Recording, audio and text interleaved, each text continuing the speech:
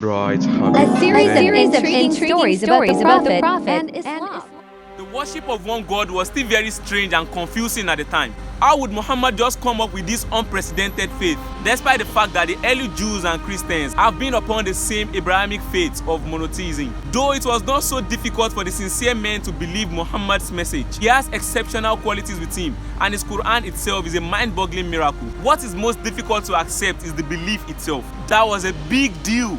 The leaders of QURAISH has prepared punitive punishments in terms of severe human excoriation and even death for anyone who gets carried away by the convincing truth of Islam. See, in fact, the QURAISH knew it is the truth, but their arrogance will prevent them from accepting. They can see it, they know it, but they won't accept. That is QURAISH. Their prosecution was not fierce in the first 3 years of prophethood, when the prophet still preached only to his immediate family and intimate friends. But soon as he called QURAISH publicly, they became actively hostile, persecuting and prosecuting the early believers on a serious scale. Whoever will accept Islam will do it secretly. At the time, there was no compulsory prayer nor fasting. The belief is just to have faith in one God, Allah. The family of Yasir was the first whole family to convert openly aside the family of the Prophet himself. The QURAISH of Mecca began to torture Yasir and his family in a very dehumanizing way, day after day, until the dark day when Abu Jahl, a leader of QURAISH, got hold of Yasir's wife, Sumaya, hit her with his spear and pierced through her abdomen.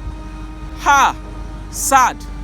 This was the first martyr who died because of her strong persistence on Islam. This was the first family the Prophet gave glad tidings of paradise. May Allah be pleased with them. All efforts made to force their family back to ignorance were unsuccessful. They never ever renounced their faith. Her husband Yasir too was tortured to death few days later. The QURAISH stained their hand with lots and lots of innocent blood. A lot of oppression on the early Muslims. Despite that, none of them reneged. None of them turned back to falsehood.